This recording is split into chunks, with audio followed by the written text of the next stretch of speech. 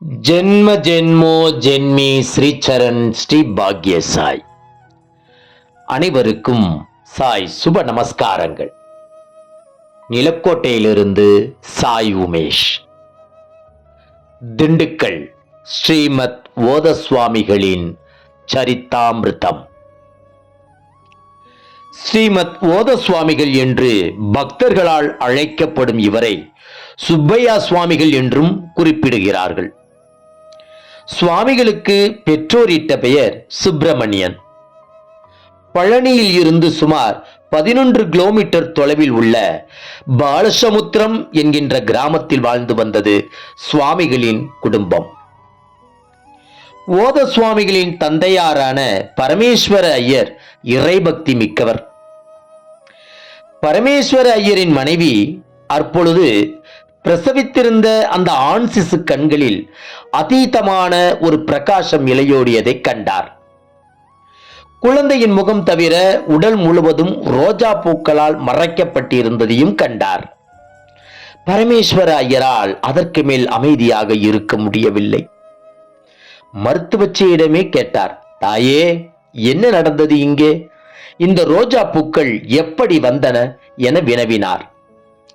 முதலில் அவளுக்கு பேச்சே வரவில்லை. பிறகு மெல்ல மெல்ல ஆரம்பித்தாள். என் கண்களால் நான் கண்ட இந்த சம்பவத்தை நம்பவும் முடியவில்லை, நம்பாமலும் இருக்கவும் முடியவில்லை. தெய்வீக அம்சம் முகத்தில் ததும்பும் 3 பேர் பிரசவ காலத்தில் இங்கே தோன்றினார்கள். காண்பவரை மயக்கும் ஒருவித பிரகாசம் அவர்களிடம் இருந்தது. ஒருவர் நெற்றியில் திருநீரும், 2ஆம் அவர் திருமண்ணும், 3ஆம் அவர் சந்தனமும் தரித்திருந்தனர். எனக்கோ வியப்பு கலந்த அதிர்ச்சி. பிரசவம் நடக்கின்ற இந்த அறைக்குள் ஆண் மக்களாகிய நீங்கள் வந்திருக்கிறீர்களே, யார் நீங்கள் என்று கேட்டேன். 1ஆம் அவர் கயையில் இருந்து வந்திருப்பதாகவும், 2ஆம் அவர் காசியில் இருந்து வந்திருப்பதாகவும், 3ஆம் அவர் பிரம்ம கபாலத்தில் இருந்து வந்திருப்பதாகவும் சொன்னார்கள். எனக்கு ஒன்றுமே புரியவில்லை. இப்போது நீங்கள் பார்க்கும் இந்த ரோஜா பூக்களும் வெளியில் இருந்தபோது ஒலித்த வேத ஒளியும் அவர்களுடைய செயல்களாத்தான் இருக்கும் போல் இருக்கிறது. அவர்கள் இந்த அறைக்குள் இருந்தபோது ஒருவித மயக்கம் என்னை ஆட்கொண்டது.